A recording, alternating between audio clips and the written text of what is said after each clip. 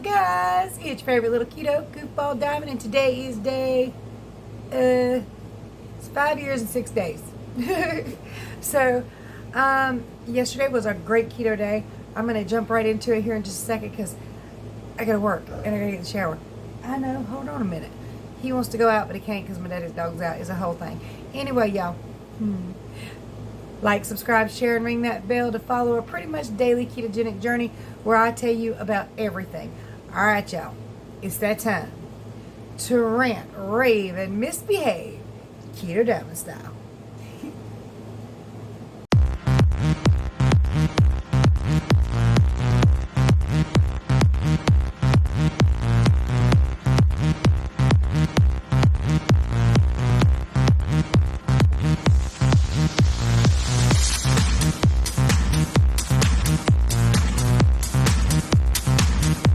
I complain about being tired, but I'm sure y'all done heard all that like 1,000,001 times plus 10. Got some of my work stuff back here, got some comfy stuff back here. It's just what I do. I ain't worried about the mess because real people live in this house, okay? You don't do me no good no way because I got grandbabies that come and go. So, alright, last night, kind of late, Aaron texted me. He's like, hey, can you watch Anthony for a few hours? I need to go to the ER. He has been putting off and putting off and putting off an ingrown toenail till that thing looks like it's about to fall off. So he finally went, and of course they don't do nothing about ingrown toenails, but they were able, it was too deep. The root was too deep. That's what it was. But anyway, they gave him some antibiotics, and he's got to like check in with a doctor in a week or so and hopefully get that sucker dealt with. But it's been going on for a while, and I keep telling him, take yourself to the doctor, go on and get it done with. But that boy, he's a man. They don't like to visit the doctor unless they're literally dying, so they damn near kill themselves first. And that's how it goes when they're young.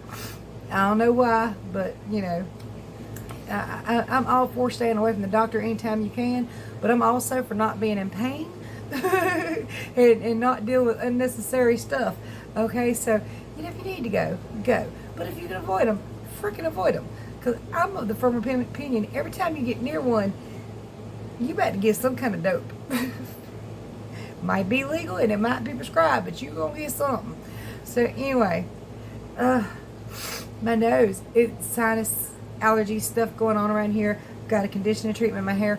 All I need to do is let this dog out, get myself in the shower and get myself in the bed so that I can go to work and get up at 5 o'clock in the morning. But anyway, I watched Anthony kind of late in the evening. He whooped my butt. That's what he does. He's 3.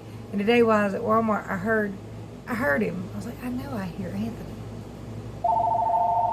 Hold on. Alright, so the dog is out. Hope I get this uploaded tonight. Depends on how YouTube is. Sometimes it's a pain in the ass. But anyway, so I did. He was in Walmart with his mama.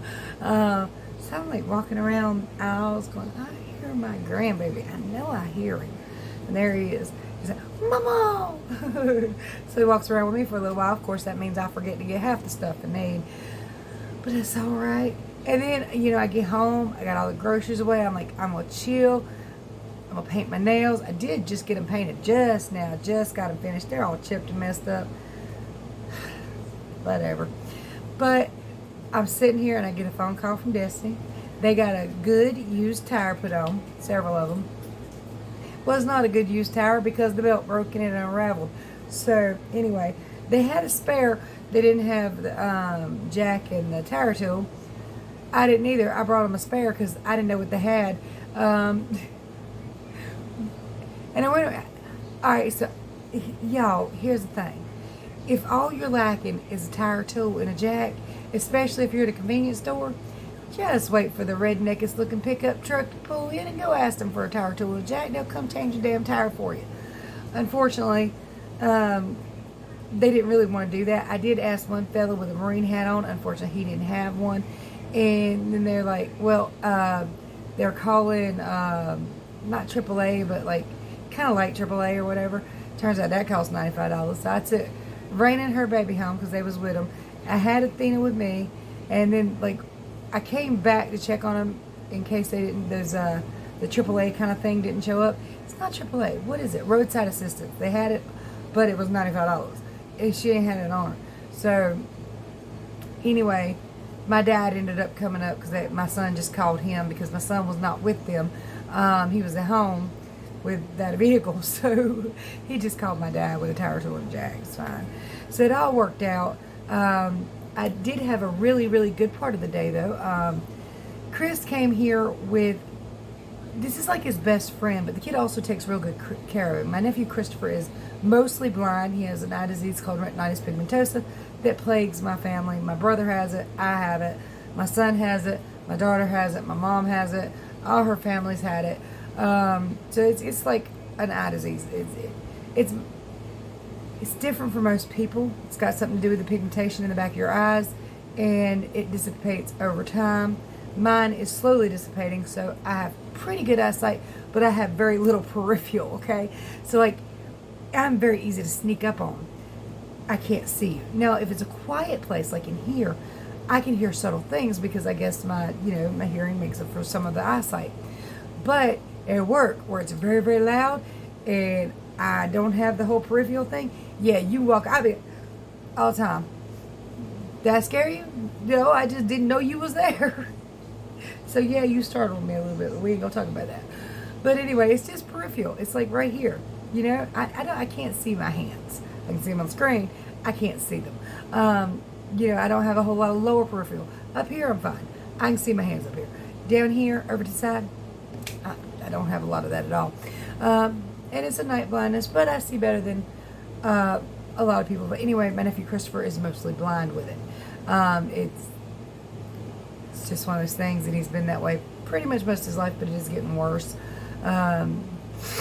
Sorry, allergies. But yeah, I mean, so his best friend takes care of him. Well, his best friend's here. He has cerebral palsy, or at least that's what he's diagnosed with, but it doesn't look like cerebral palsy. My niece has cerebral palsy. He's a little bit, I don't really want to call him slow because he's a smart child. He's a very good kid. I say kid, they're 33. Chris is 33, he's 32. Wait, Chris is 32, he's 33. So, but he takes care of Christopher really, really well. And he went to blind camp with him. Chris had a blind camp this week that he went to. Basically, they teach him how to walk with a stick, and they do a bunch of fun activities and stuff like that. But anyway, Richard goes with him. He's like, I've been around for a while now, and I ain't never shot a long big bang, the 12 gauge variety. So I was like, oh, come on, boy, I'm going to teach you how to do this now. Physically, there's no problem with him whatsoever. He seems to be perfectly physically capable.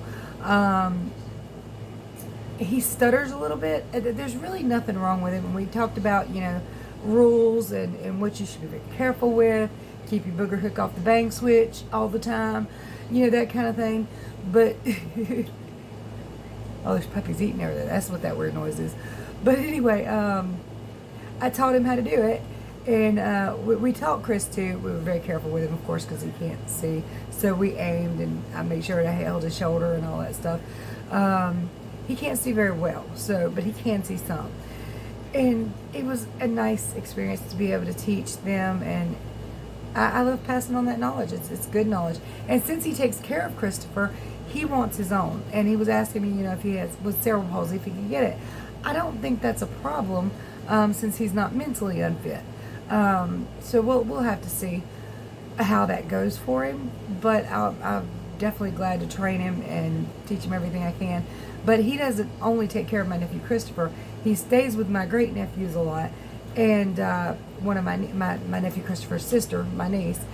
So he's like around the family a lot in a protective role, a helpful protective role, and that wouldn't be a bad thing for him to have on him. So yeah, I was glad to be able to train him and help Chris do it. So that was neat. My shoulder's gonna be sore tomorrow though. I think I threw that out just a little bit. Yeah, those things can kick, good gracious alive. But that was cool. All right, so I don't know why I got off on that tangent, but I want to kind of, y'all are my best friends. I don't have nobody else to talk to, okay? So you hear everything. God. Anyway, tomorrow's going to be a long, hot work day. Not as hot as some days, but it's still hot and still muggy, and you know it's gonna be. They've been calling for rain all day, all night since like 7 p.m. It's 11. It ain't happened yet. So anyway, if it would rain and keep it a little cooler tomorrow, that'd be great. But anyway, keto day yesterday was phenomenal. I did not break my fast at all until me and my husband went to Golden Corral. It was like 5:30 p.m. and I had 2 plates of keto-friendly food. That's all I did. He did not do so well, but I can't force nobody else to do it, and I don't want to either. It's a life. It's a choice, you know. And if I choose to go off the rails, I don't want him to say much anyway. You know, if I want to have something, I don't want to be bitched at about it. So I'm not gonna bitch at him about it. But you know, I did tell him at least please stay off the sugary drinks and stuff. No Mountain Dews and stuff. If you want to have the occasional sweet tea with your meal, fine. But please don't do the Mountain Dews and stuff again, because I don't like when you do that. I don't want him to be unhealthy and all that, you know. So, but you can't make other people do it. So that was great. And let's see, last night I had like half a St. Joseph's wrap, and it went really well weighing wise. So let's just show you. Tuesday morning, 172.8. Fast meal around 5 p.m. Golden Corral. I got ham, cheese, and mayonnaise on half a St. Joseph's wrap for dinner. Guys, it is Thursday morning, 171.6. Down 1.2 more pounds. That's great. That's the lowest I've been in a little while. So I am definitely pleased with that. Hopefully it goes as well in the morning. Y'all find out tomorrow. Tomorrow night. Probably late. Don't get home till 8. Got to eat, shower, and all that good stuff. Alright. But I did get 7.5 hours of sleep. Very happy about that. So you guys, if you need help with your ketogenic journey, contact information is below. As always, KetoDiamond.com. Free, simple, everything written out, plain. It ain't hard. It's all there for you. Just go check it out. Just go read it. Alright, y'all. Much love. Many prayers. Bye, y'all.